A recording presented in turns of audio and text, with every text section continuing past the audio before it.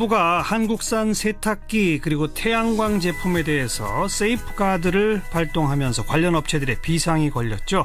자, 트럼프 정부는 왜 이런 카드를 빼들었는지, 우리는 어떻게 대응해야 할지 무역협회 통상지원단의 재현정 박사를 연결합니다. 박사님 안녕하세요. 네, 안녕하세요. 세이프가드, 이게 긴급 수입 제한 조치죠? 네. 어떤 제도입니까? 일단 수입국 입장에서 말씀을 드리면 예. 어떠한 이유에서든지 한 어떤 특정 품목의 수입이 갑자기 증가를 했을 때 그 증가한 수입이 국내 산업에 피해를 줄 경우에 그런 수입에 대해서 관세라든지 쿼터라든지 그런 방식을 통해서 수입을 제한된 기간 동안 규제하는 그런 조치입니다. 예. 그러니까 미국 입장에서 보면 최근에 한국산 세탁기가 급증했다, 수입이, 이렇게 보는 거군요. 예, 맞습니다. 실제로 급증했나요?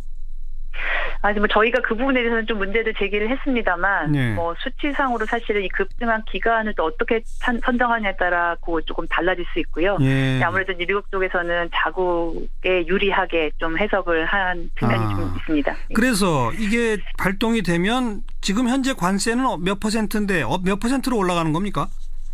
일단 세탁기랑 태양광 제품은 관세가 굉장히 미미하고요. 예. 세탁기도 조금 관세가 남아 있습니다만 아주 낮은 관세율입니다. 아주 낮다면 어느 정도? 1%도 되지 않습니다. 1%도 안 돼요? 예. 근데 지금 사실 세이프가드 조치 결정된 거를 보면 저희가 보통 태양광 같은 경우는 모듈 형태로 수출을 많이 하는데 이 모듈에 대해서는 쿼터도 주지 않고 바로 굉장히 높은 30%의 관세율을 부과하는 걸로 결정이 됐고요. 그다음에 세탁기 같은 경우는 120만 대 쿼터를 주지만 그 쿼터 물량 자체도 20%의 고관세를 부과를 하고 이 쿼터가 넘는 물량에 대해서는 50%의 관세를 부과하는 걸로 결정이 됐습니다. 그럼 지금 1%도 안 되던 관세, 사실상 관세가 없다가 아주 조금 팔아도 20%는 내야 되는 거네요. 예, 그래서 관세 부담이 굉장히 커지게 되는 거죠. 이렇게 되면 우리 국내 기업의 피해 규모는 어느 정도일 거로 예상이 됩니까? 일단은 저희 피해 규모를 이렇게 산정하는 건 쉬운 일은 아니고요. 게다가 특히나 LG나 삼성은 또 저희가 또 미국에 국내에 지금 생산을 하기 위해서 투자를 했기 때문에 이런 부분까지 감안한다면 사실은 이렇게 피해를 정확히 말할 수는 없고요. 게다가 저는 이렇게 우리가 스스로 우리 기업에 대한 피해를 여기가 언론상에 얘기를 한다든지 스스로 그걸 산정해서 말하는 건 좀 부적절하다고 생각을 합니다. 미국 현지에 삼성 공장이나 LG 공장이 있어서 거기서 세탁기 생산하면 그러면 관세가 안 먹히는 거죠? 예, 현지에서 생산하면 그렇습니다. 그러니까 지금 그 트럼프 정부는 미국 내 투자해서 미국에 공장 지어라 이렇게 압박하는 거 아닙니까? 세이프가드 조치를 하면서 결과론적으로는 그렇게 됐죠. 그리고 트럼프 대통령은 사실은 그 선거 때부터 자국 산업을 보호하고 특히나 또 투자 유치해서 일자리 창출하겠다라는 말을 했기 때문에 그러니까요. 이 두 가지를 다 취할 수 있는 그런 조치였던 것 같습니다. 그런데 이번에 그 세이프가드 조치에 대해서 미국 내에서도 반대가 많았었다고 하는데 반대에도 불구하고 트럼프 정부가 이렇게 강행하는 이유는 뭡니까? 일단 태양광 쪽에서 반대가 많았습니다. 이 태양광이라는 거는 이제 소재인데요. 이것을 사용하는 이제 수요 산업이 굉장히 많은 거죠. 게다가 지금 미국 내에 이제 그 공급량이 사실은 많지 않기 때문에 수입을 해야 되는 실정이고요. 근데 이런 거에 관세를 내게 되면 사실 수요 산업은 비용이 굉장히 증가를 합니다. 그래서 거세게 반발을 했는데도 불구하고 사실 트럼프 대통령이 작년부터 계속해서 수입 규제, 보호무역 조치를 강화를 해왔고요. 어떻게 보면은 딱 1주년 되는 이 시점에 태양광이라든지 세탁기에 우리가 이렇게 강력한 조치를 해서 우리 산업을 보호하겠다라는 거를 좀 청명하는 그런 걸로 좀 생각을 했던 것 같고요. 특히나 이제 사실 미국이라는 데는 그 시스템이 좀 로비가 굉장히 강한 나라죠. 그렇죠. 그러다 보니까 미국 기업의 로비가 좀 상당히 작용한 것 같습니다. 그리고 또 결과적으로는 삼성, LG 세탁기의 그 미국 내 판매 가격이 올라갈 수밖에 없잖아요. 관세를 부과하게 되면 사실은 그렇죠. 그렇게 될 그럼 수밖에 미국 없습니다. 소비자들도 싫어하는 거 아닐까요? 예, 그러니까 사실은 미국 소비자가 가장 피해를 입는데도 불구하고 네. 이제 산업보호 쪽으로 간 건데요. 네. 가장 큰 문제는 이 소비자들이 저희를 좀 도와주면 좋은데 소비자들은 한 목소리를 내는 데는 굉장히 제약이 따릅니다. 그렇죠. 예. 그러다 보니까 저희가 이제 소비자의 어떤 목소리를 활용하는 데는 좀 알겠습니다. 아무래도 힘들지 않았나. 예. 그나저나 미국에 우리 이렇게 하겠다 그러면 그냥 되는 겁니까? 우리는 어떻게 맞대응할 방법이 없어요? 일단 뭐 정부에서도 발표했습니다만 세이프가드 조치를 취하는 국가는 이 피해를 입게 되는 국가들과 협의를 좀 거쳐야 됩니다. 예. 이게 WTO 협정상 의무 사항이고요. 예. 아마 우리 정부도 요청을 할 것으로 봅니다. 양자 협의를 요청한다 그러네요. 예. 근데 아마 세탁기 같은 경우는 양자가 될 수밖에 없고요. 해당 기업이 이제 우리나라밖에 없기 때문에. 예. 하지만 태양광 같은 경우는 중국 뭐 다른 나라들이 있어서 사실 이런 협의에서도 공조가 가능할 것 같고요. 예. 양자 간에 하는 건 사실 미국이 워낙 강한 국가고 큰 시장을 가지고 있기 때문에 저희 혼자 대응하는 것보다는 사실은 다른 나라와 좀 공조를 하는 방안이 좀 좋을 것 같습니다. 그런 예를 들어서 양자 협의를 했다. 그런데 우리는 이거 좀 부당하다라고 해도 미국이 계속 뭐 이건 정당하다 그러면 그냥 되는 겁니까? 예, 사실 뭐 지금 상황에서는 트럼프 정부가 그렇게 고집을 한다 해도 저희가 막을 방법은 좀 별로 없고요. 대신 저희가 이제 WTO 제소에 이제 카드를 꺼낼 수 있는데 이거는 뭐 저희가 당연히 또 해야 되는 조치이긴 합니다만 제소를 하게 되면 또 판정이 나올 때까지 시간이 좀 걸리고요. 그 사이에서는 이런 제재 조치가 계속 유효하기 때문에 사실상 기업들의 피해를 막기 위해 방법으로는 조금 제약이 따릅니다. 그러면 뭘 어떻게 해야 됩니까? 우리 정부는. 또 기업은 어떻게 대응해야 합니까? 이게 수익 규제는 사실은 걸리지 않는 게 최선입니다. 일단 걸리면 정부도 그렇고 기업 차원에서도 굉장히 어려움을 겪을 수밖에 없고요. 일단 정부 차원에서는 뭐 미국 정부와 또 얘기를 하고 WTO 제소라든지 이런 부분을 분명히 챙겨야 될 거고요. 기업에서는 뭐 이미 사실 저희 LG 삼성은 현지 투자를 선택을 했습니다. 아마 어렵게 결정을 했겠고요. 그쪽의 공장이 빨리 가동이 돼서 좀 정상화되면 좋을 것 같고요. 태양광 같은 경우는 아무래도 뭐 미국의 지금 의존도는 높지만 미국 이외의 다른 시장을 좀 찾는 시장을 다변화하는 노력이 필요할 것 같습니다. 네. 그나저나 반도체나 뭐 이런 쪽으로 더 확대될까요? 다른 품목으로까지? 어떻게 예상하십니까? 일단 이거는 확대가 될 가능성이 굉장히 큰 게요. 제가 어떤 품목이라고 말씀드리기는 좀 어렵지만 사실 세이프가드나 반덤핑 상계관세는 미국의 기업들의 제소를 통해서 이루어집니다. 그러니까 미국 정부가 나서지 않아도 미국 기업들이 이런 뭐 세이프가드 조치를 원하니까 대통령이 들어주는구나. 이렇게 시그널을 받아서 너도 나도 한번 이런 제소를 해볼까라는 어떤 분위기가 확산이 되면 사실은 어떤 산업에라도 번질 수 있는 그런 가능성은 있습니다. 단단히 각오를 해야 되겠고 미국의 통상 압력이 현실화되고 있다. 이렇게 일단 정리를 해야 되겠군요.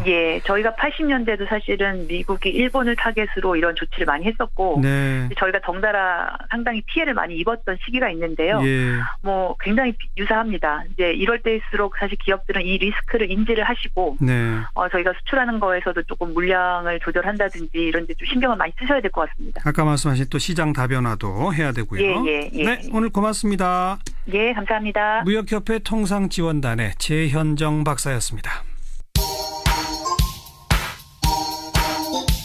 지난 2009년 배우 장자연 씨 스스로 목숨을 끊으면서 유력 인사들의 성접대를 강요받았다. 이런 문건을 남겼죠. 최근에 검찰 과거사위원회가 이 사건의 재조사를 고려하고 있다. 이런 소식이 전해지면서 바로 어제 여성단체들이 기자회견을 열고 철저한 재수사를 촉구하고 나섰습니다. 성매매 문제 해결을 위한 전국연대의 정미래 공동대표를 연결해 봅니다. 정 대표님 안녕하세요. 네, 안녕하세요. 이게 벌써 오래전 일이라 이른바 장자연 리스트 이렇게 지금 알려지고 있는 그거죠? 네네, 맞습니다. 장자연 씨가 직접 뭐 편지도 쓰고 뭐 이런 것들을 가지고 보도까지도 했었는데 그때 수사한 결과가 어떻게 됐었습니까? 일단 좀 간단하게 말씀드리면 수사 결과는 당시에 이제 여러 명의 이름들이 거론이 됐던 사건이거든요. 그리고 여기에서 구체적으로 그 본인이 일종의 이제 유서와 같은 그 본인이 직접 쓴 그 글에서 자기가 어떤 피해를 입었고 거기에 거론된 수많은 사람들이 이름이 있었고 그거를 저희가 이제 일명 장자연 리스트라고 얘기를 하는데요. 이 사람들에 대한 수사가 이루어졌다라고 이제 경찰은 이제 수사를 30년이 넘게 수사를 했던 사건입니다. 그런데 이제 결과가 이제 보통 우리가 이제 그 수사 결과가 어떻게 나느냐가 굉장히 중요한데. 그러니까요. 사실은 처음에 이제 이게 어떤 한 여성 연예인의 죽음으로만 생각을 했다가 결국은 그 리스트, 일명 장자연 리스트가 나오면서 이 죽음에 대한 의문이 제기되고 여기에 관련자들에 대해서 철저하게 수사를 해서 관련자를 처벌해야 된다라고 하는 요구를 많이 했던 거였거든요. 네네. 그래서 경찰이 뒤늦게 이제 이 수사 과정에 이제 그 리스트를 보고 또 수사 과정에 들어갔었는데 그야말로 이제 한마디로 말씀드리면 이제 결과가 너무나 보잘것없는 결과가 났던 거죠. 어떤 결과입니까? 그러니까 거기 안에 이제 거론됐던 수많은 사람들 30명 정도의 사람들이 수사를 받은 걸로 알고 있는데 특히 이제 그 중에는 이제 언론사 대표의 이름도 있었고 드라마 PD로 지명된 사람들도 있었고 또 이제 관련되는 또 기업체 대표 뭐 여러 사람들이 거명이 됐던 거였습니다. 근데 결국에 가서는 이제 이 사람들이 경찰에서는 이제 많은 그 내용을 보냈다라고 했지만 실제로 결국에 가서는 이제 전 소속사 대표라는 사람, 그 사람하고 그 전 매니저 이 리스트를 밝힌 이 사람에 대해서만 이제 아주 낮은 처벌 정도로 이제 갔던 그런 결과를 냈기 때문에 많은 국민들이 여기에 대한 공분을 일으켰던 그런 사건이라고 볼 수 있습니다. 그러니까 장자연 씨의 소속사 대표와 매니저만 뭐 강요했다, 폭행했다, 뭐 이런 거 정도로 약한 처벌을 받았다 이거죠? 그러니까 특히 그 김모 씨 같은 경우는 폭행죄만 인정이 됐습니다. 강요나 이런 것도 아니고요. 강요도 인정이 안 되고. 장자연 씨를 이제 이렇게 좀 피트병으로 때렸다 뭐 이렇게 했었을 때 그 폭행죄만 인정이 돼가지고 그것도 징역 4월에 집행유예 1년 정도 이렇게 됐고요. 그 전 매니저 이제 이 장자연 리스트를 세상에 공개하는 그 사람은 오히려 또 그 소속사 대표를 명예훼손했다 하는 걸로 또 오히려 기소가 됐었습니다. 그러니까 실질적으로 문제가 되었던 사람들에 대한 결과는 하나도 없고. 그분들은 전부 무혐의 불기소 처분이 돼버리고요. 오히려 아주 이제 소속사 그 전 대표라는 사람하고 그 기획사 관련되는 그 전 매니저라는 이 두 사람에 대해서만 다른 형태로 처벌이 된 이런 사건이죠. 그러니까 검찰의 수사 결과로는 장자연 씨가 남긴 문서들에 등장한 모든 사람들은 아무 잘못이 없다 이거로군요. 네, 그렇죠. 그러니까 이분은 그 본인이 그 리스트를 밝혔을 때 자기가 끊임없이 술자리에 대한 요구를 받았고 그것 때문에 내가 정신과 치료까지 받고 있고 또 내가 접대한 사람들은 또 잠자리까지 강요받았고 또 방 안에 갇혀서 온갖 이렇게 협박과 욕설 이런 것들 시달려왔다. 이런 것들을 구체적으로 명시했고 구체적으로 거기다 쓰고 있거든요. 또 자기를 계속해서 불러서 접대를 시켰고 심지어 너무나 가슴 아프게 그 부모님 그 어머니 그 제사 거기도 못 가고 이렇게 가서 자기가 접대까지 했었어야 됐다. 이런 얘기까지 있었거든요. 그래서 이거는 인간적으로 할 수 있는 일들이 아니지 않습니까? 그래서 이런 것들을 정말 본인이 살아있을 때 이런 걸 세상에 밝히지 못하고 정말 유서 형태로 자기가 써놓은 것들이 이제 결국 사람이 사망하고 나서야 세상에 이제 알려지게 됐고 그랬을 때 우리가 거기서부터 읽어야 되는 것들은 이분이 살아생전 본인이 살아가고자 했던 그 내용이 무엇인가를 읽어야 되는데 경찰은 그나마 조금 수사를 한다고 여러 가지를 해가지고 검찰로 넘겼지만 검찰에서는 그거에 대해서 구체적인 범죄 입증을 할 수 없다라든지 뭐 이런 식으로 해가지고 유야무야 돼버리다 보니까 알겠습니다. 그런 문제를 갖게 되는 거죠. 어제 여성단체들이 이 검찰을 이거 철저하게 재수사해야 한다라고 하시면서 장자연은 살아있다 이렇게 외치셨다는데 어떤 뜻입니까? 장자연이 살아있다라는 말은요. 그러니까 이제 사회적 의미로서 이 사건의 사회적 타살이라고 저희는 보고 있습니다. 그러니까 개인이 사망을 했지만 그 이후에 이것에 대한 진실을 밝히고 재발 방지를 만들어내는 것이 그 사람의 죽음에 대한 우리가 해야 될 일이었는데 오히려 사회적으로 이걸 제대로 하지 못함으로써 다시 한번 2차, 3차 계속해서 이 사람을 죽이게 됐다라고 하는 이런 의미에서 사회적 타살이라고 봤던 거였고요. 그 의미에서 다시 한번 이것이 이제 과거사라고 하는 이 부분 그리고 검찰의 어떤 개혁을 해나가는 과정에서 밝혀졌긴 했지만 이 사람이 다시 소환되어서 이 과정에서 새로운 형태의 부정부패, 그다음에 권력 유착의 문제, 정치검찰의 문제 이런 고리를 끊을 수 있는 계기를 만들어줬기 때문에 저희가 장자연은 살아서 돌아왔고 그가 그 싸늘한 죽음으로써 견디지 못하고 써놓은 그 무수한 기록들 이것을 살아있게 해서 우리가 이 문제를 해명해 나가자라는 의미로 저희가 장자연은 살아있다고 표현을 했습니다. 그런데 이미 장자연 씨는 세상을 떠난 지 한참 됐고 그 9년 전 수사에서도 뭐 검찰이 의도적으로 그랬든 뭐가 어쨌든 뭐 제대로 처벌을 못했는데 지금 재수사하면 처벌 확실히 할 수 있을까요? 저희는 이거는 이 검찰이 과거사 문제라든지 적폐청산의 여러 가지 과정에서 한 정부가 이 장자연 씨 사건에 대해서 제대로 진실을 밝히는 것을 뛰어넘지 않고서는 네. 주로 인권, 여성 모든 사람들과 더불어 특히 여성 연예인들의 인권의 문제 예. 이런 부분들을 해결할 수 없다라고 보여지고 있습니다. 그나마 우리 사회가 최근에 본인들이 받았던 여러 여성 연예인들의 문제라든지 영화 산업계의 문제라든지 이런 것들을 통해서 소위 말하면 이제 미투 운동 이런 것들이 드러나고 있지 않습니까? 폭로가 이어지고 있죠. 예. 예, 그런 활동들이 이루어지고 있기 때문에 예. 이번에야말로 이번이 또 기회이기도 하지 않겠습니까? 네. 이번 기회에 철저하게 수사해서 명명백백하게 이 사건들을 밝혀낸다라고 한다면 국민들의 신뢰가 훨씬 더 높아질 거라고 생각하고 있기 때문에 가능할 거라고 생각하고 있습니다. 네, 알겠습니다. 검찰 어떻게 하는지 함께 좀 지켜보죠. 오늘 고맙습니다. 네, 감사합니다. 성매매 문제 해결을 위한 전국연대 정미래 공동대표였습니다. 윤태곤의 뉴스 사이다. 윤태곤 실장 어서 오십시오. 네, 안녕하세요. 오늘이 문재인 대통령 생일이라고요? 예, 문 대통령이 53년 1월 24일 생이니까 오늘 65번째 생일이에요. 네. 보통 대통령 생일은 이제 단신거리로 지나가죠. 이번에 좀 여러 가지로 주목을 많이 받고 있지 않습니까? 뭐 광고도 하고 그래가지고요. 예, 뭐 지하철 광고, 그다음 뉴욕에도 광고했다고요? 예, 서울 10여 개 지하철역에는 이제 한 달 동안 광고가 걸려 있고 뉴욕 타임스퀘어에도 이틀간 광고. 문재인 대통령 지지자들이 이제 모은 거죠. 서울 지하철 광고주는 열대과일 애호가 모임이라는 사람들인데 왜 하필 아마 이게 열대과일이에요? 이게 모였으니까 일단 이름을 붙여야 되니까 광고주 이름이 필요하지 않습니까? 그냥 임의로 이제 한 것 같아요. 예. 근데 이제 자기들은 문재인 대통령 지지하는 평범한 여성들의 모임이다. 그러니까 우리가 십시일반 돈을 모아가지고 했다라는 거죠. 네. 미국 광고도 문 대통령 여성 지지자들이 모금을 통해 마련했다고 합니다. 네. 이게 참 익숙하지 않은 풍경이긴 하죠. 그렇죠. 이 대통령이 열성적 지지를 받는다. 그리고 이 광고에 대해 가지고 평이 약간 엇갈리긴 하지만은 막 완전히 이렇게 거부감이 강한 것 같진 않아요. 그런 것은 이제 뭐 그 자체는 이제 좋은 일인 것 같은데 네. 이제 하여튼 처음 보는 현상들이죠. 네, 네. 그리고 오늘 하루 종일 뭐 포털 검색어에 이 평화 올림픽 또 평양 올림픽 이게 동시에 등장했다는데 이게 무슨 일입니까? 그러니까 어제인가부터 SNS하고 몇몇 온라인 커뮤니티에는 문프 생신 선물 검색어 이벤트라는 내용의 글이 올라왔어요. 문프는 이제 프레지던트 문재인 대통령 별칭이죠. 예.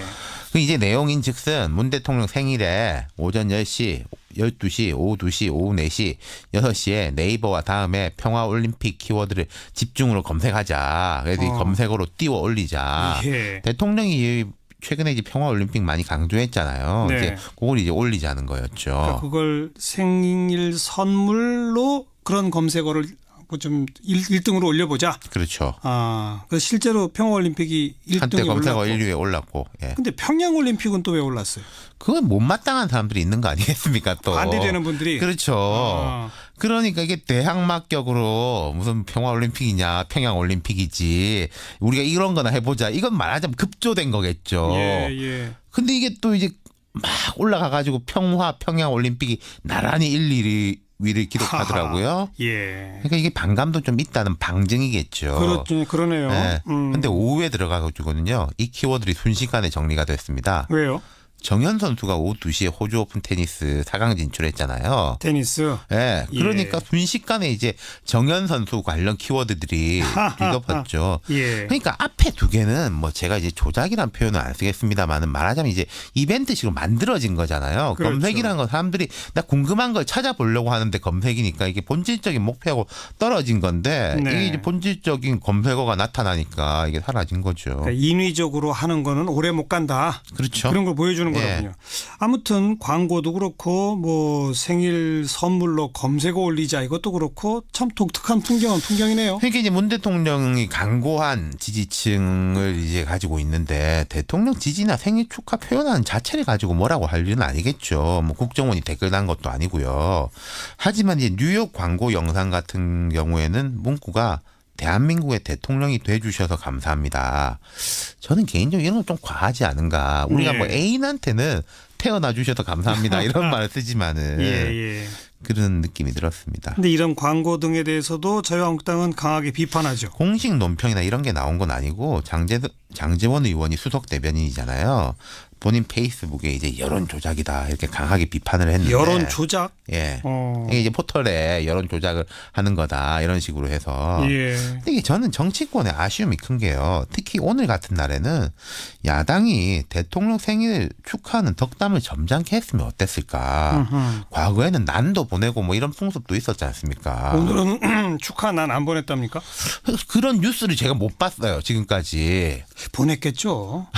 모르겠습니다만. 의례적으로라도 보내지 않았을까요? 그러니까 각을 세울 땐 세우더라도 이런 의례적으로라도 축하할 일은 축하하고 그런 미덕 같은 게 사라지고 있는 거 아닌가. 예. 너무 각박해진다는 거죠. 예. 오늘 장 대변인 같은 경우에도 먼저 문 대통령 생신 축하드린다. 그런데 이게 지지자들이 너무 과하게 하면 오히려 대통령한테 누가 되는 거 아니냐 이런 식으로 지적했으면은 그게 더 울림이 크지 않겠습니까? 예. 그리고 또 뭔가 이렇게 조작이란 단어를 쓰려면 이게 조직적이고 공적 기구가 개입했을 때 그럴 때 사용 가능한 얘기 아닌가요?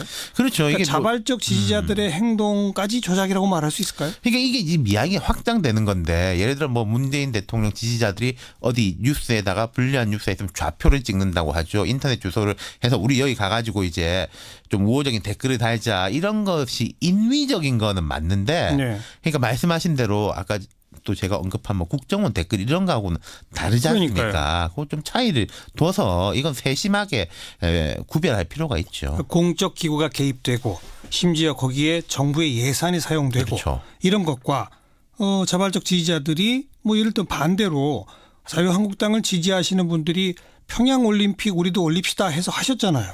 그러니까요. 그럼 그건 이것도 되고 저것도 되는 거 아닐까요? 그렇죠.